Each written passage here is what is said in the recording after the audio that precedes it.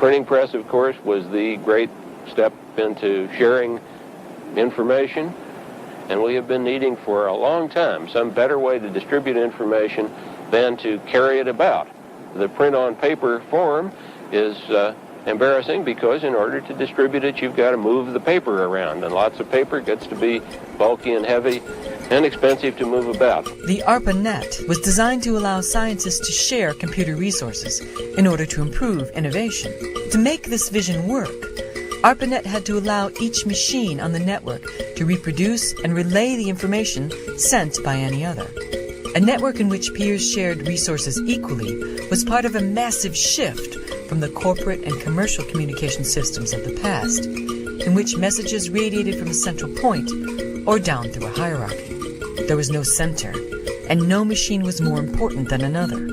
Anyone could join the network, provided they agreed to abide by the rules or protocols on which it operated. Ever since really the 60s onwards, packet switched networks are the predominant style of communications used today, increasingly so in both voice and data. The Western world was transforming itself from the rigid production systems of Fordism to fluid work, lean production, and just-in-time delivery.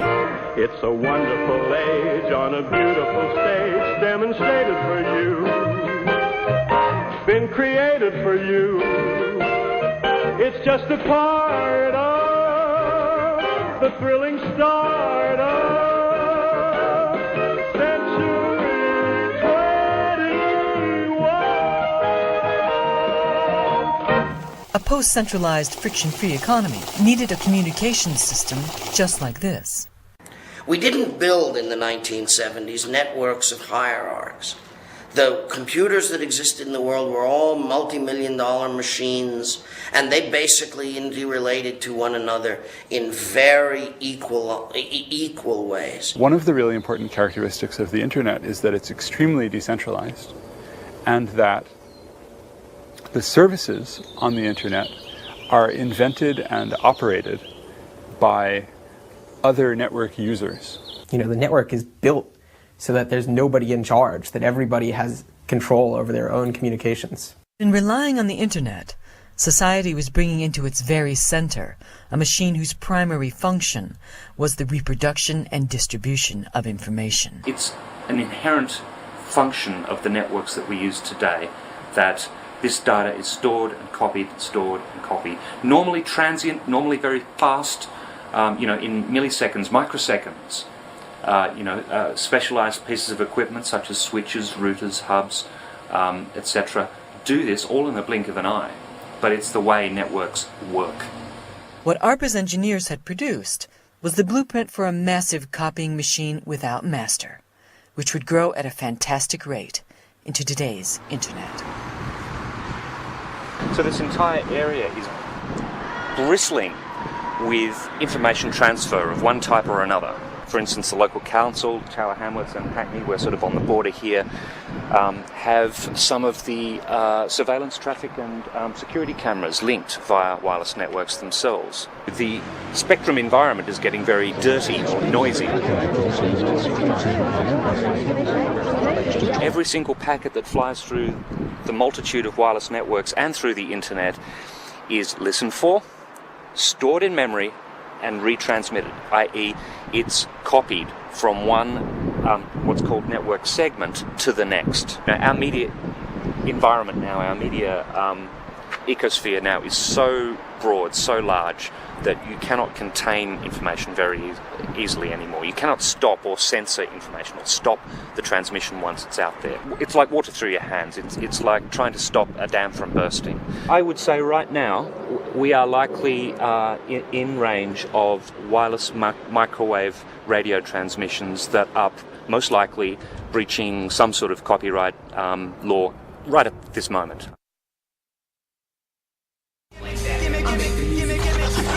Try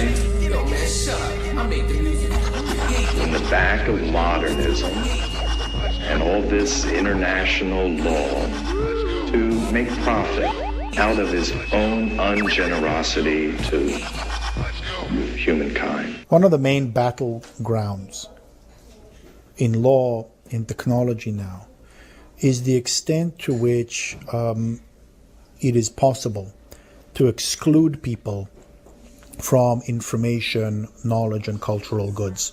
The extent to which it's possible to enclose a bit, if you will, of culture and say, it's in a container, you have to pay me in order to access it.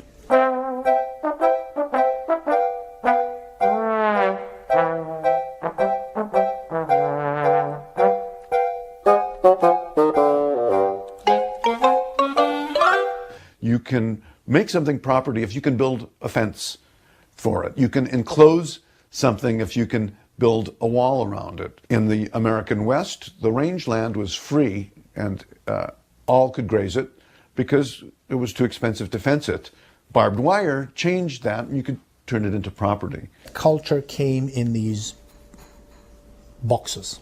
Control came naturally as part of the process of the existence of the medium itself. There's a thing, a book, a record, a film, that you can hold on to and not give somebody else, or you can give it to them. And the whole payment system was built around, do I give you this unit of information or don't I give it to you? And that was how the whole model of copyright was built from the book on up.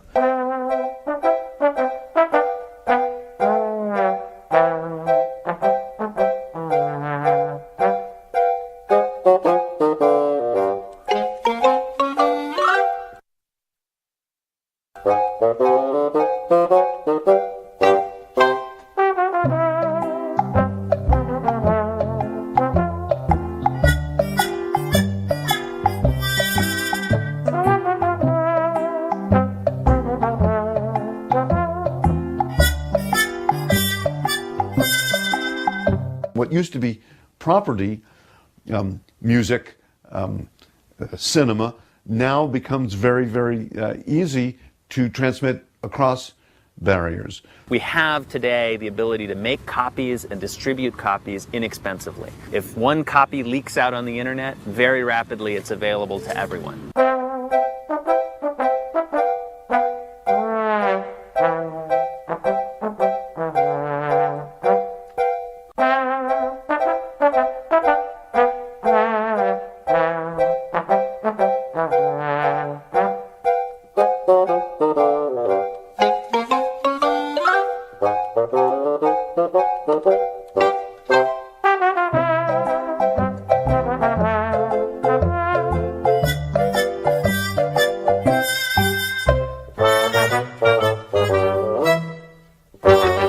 One can always try to create artificial boundaries, technological boundaries, which prevent us from sharing files, prevent us from sharing music, etc.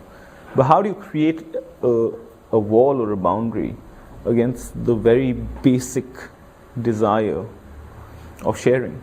I think the war on piracy is failing for social reasons. People like to communicate. People like to do